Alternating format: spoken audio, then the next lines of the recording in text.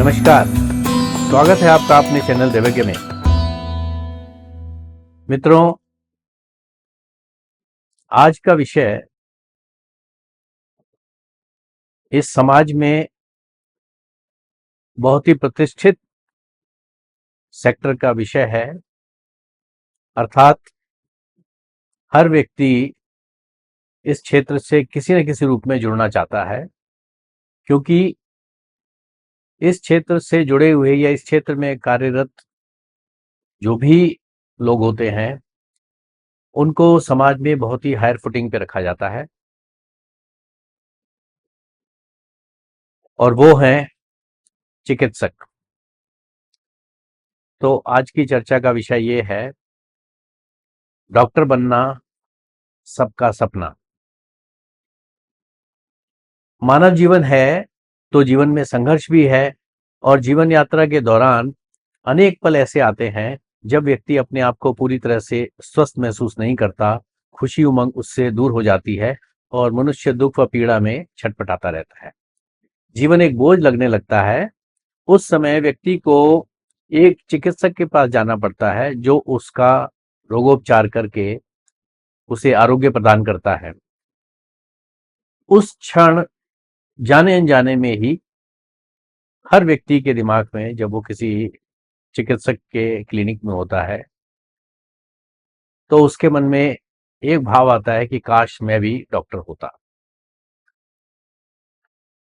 तो डॉक्टर बनने का सपना जीवन में लगभग सभी लोग एक बार अवश्य देखते हैं, लेकिन हजारों में किसी एक का यह सपना पूरा होता है और किसी का यह सपना सिर्फ सपना ही रह जाता है।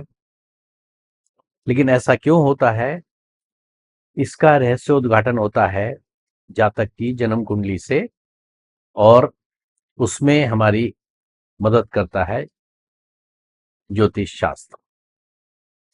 विद्यार्थी वर्ग जिन्होंने पीएमटी या पीईटी की परीक्षा पास की, उनके लिए विषय का चयन भी एक बहुत बड़ा चैलेंज होता है, क्योंकि वहीं से उनकी डेस्टिनी बनती है कि वो किस क्षेत्र में जाएंगे, अर्थात इस प्रोफेशन में भी किस क्षेत्र में जाएंगे।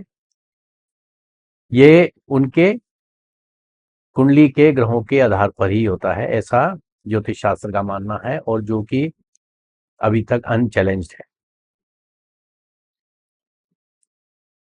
तो डॉक्टर बनने के लिए कुंडली में ऐसे कौन से ग्रह होते हैं जो किसी व्यक्ति को इस दिशा में ले जाते हैं और वो एक सफल चिकित्सक बन जाता है और बहुत नामी डॉक्टर बनता है। कुछ एक ऐसे होते हैं जो कि बहुत ही साधारण स्तर के होते हैं, या गली मोहल्लों में क्लिनिक खोलने वाले भी होते हैं, जिनको हम डॉक्टर नहीं कहेंगे, उनको हम डॉक्टर प्रोफेशन से जुड़े हुए लोग कह सकते हैं, पर वो सच्चाई में डॉक्टर नहीं है।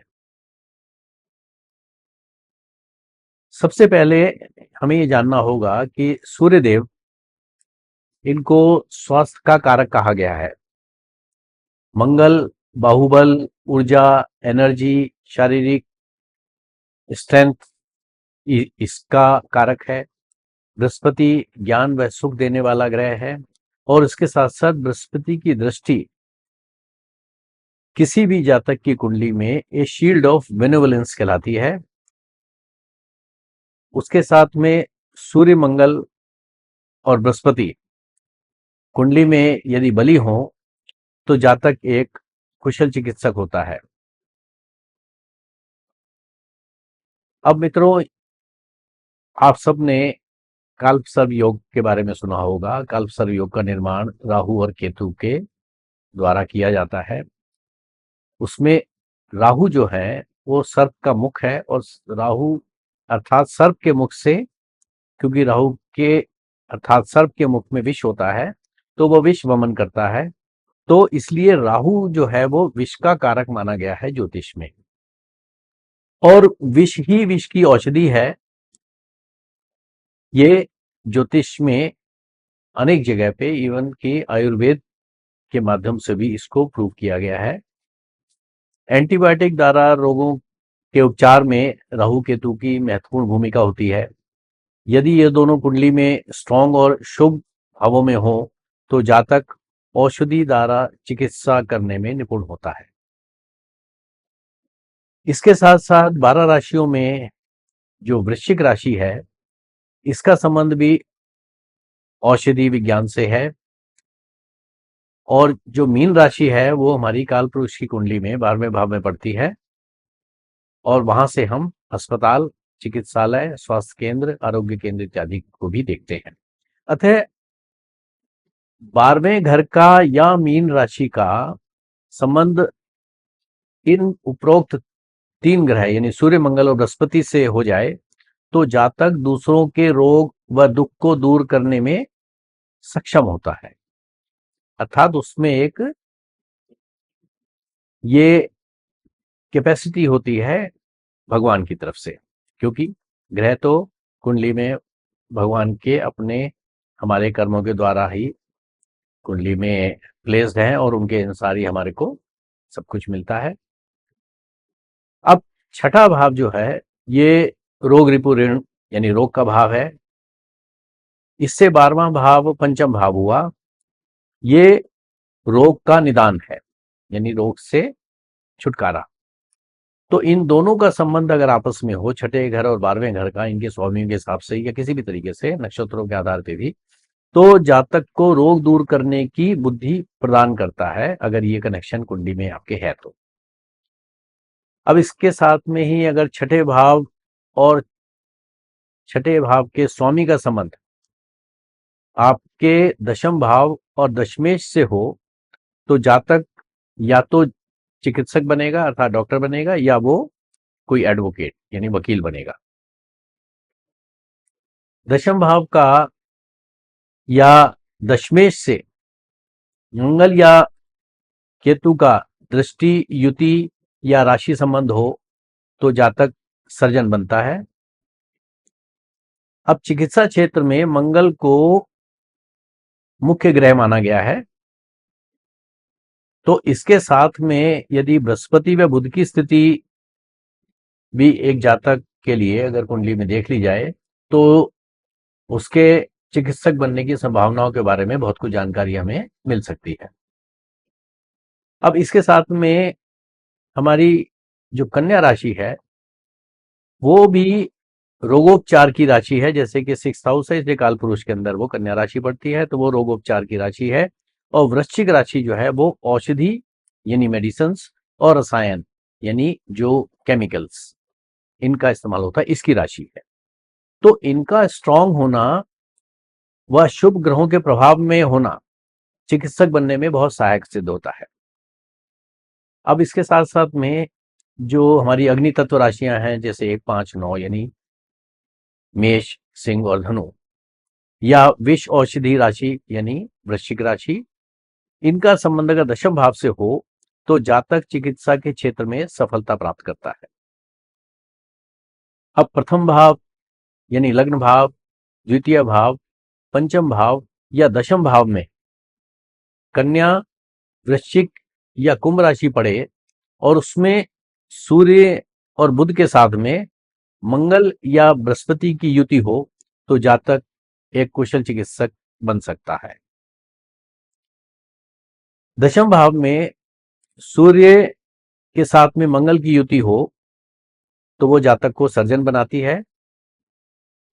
दशम भाव में सूर्य के साथ बृहस्पति की युति हो और साथ में शुक्र की भी युति हो तो जातक स्त्री रोग विशेषज्ञ यानी गायनाकोलॉजिस्ट बनता है।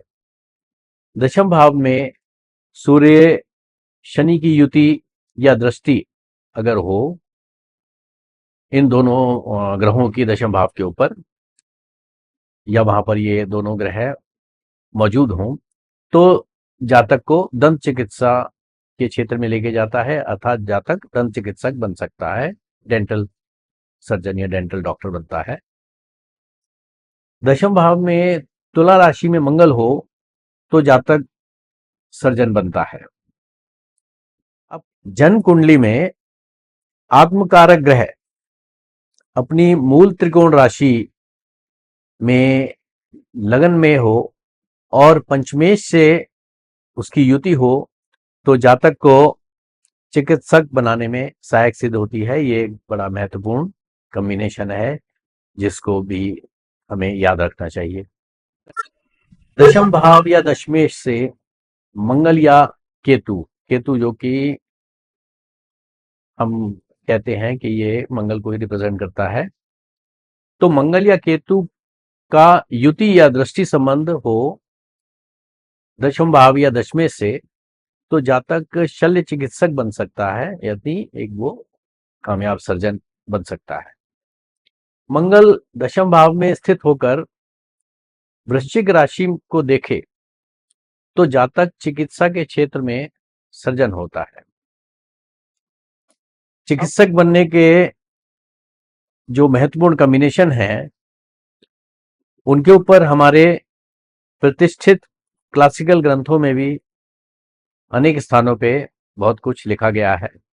उसमें से एक बड़ा महत्वपूर्ण ग्रंथ है जिसके अनुसार यदि लग्न या चंद्रमा से दशम भाव का स्वामी सूर्य के नवांश में हो तो जातक औषधि या दवा के फील्ड से धन कमाता है।